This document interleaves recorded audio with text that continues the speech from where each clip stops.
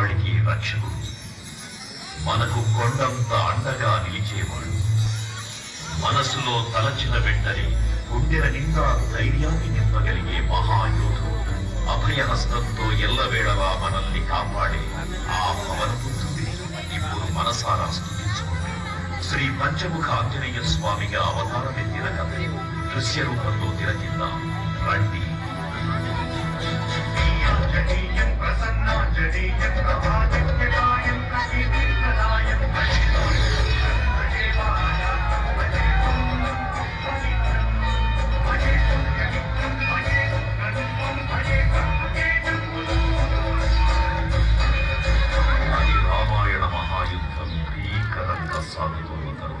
శ్రీరామచంద్రుడి సారథ్యంలో వానర సైన్యంతో విజృంభిస్తూ లక్ష్మణ స్వామి తనతో పోరాటం చేస్తున్న రావణుడి కుమారుడు ఇంద్రజిత్ తలని బాణంతో ఒక్క వేటుతో వేరు చేశాడు.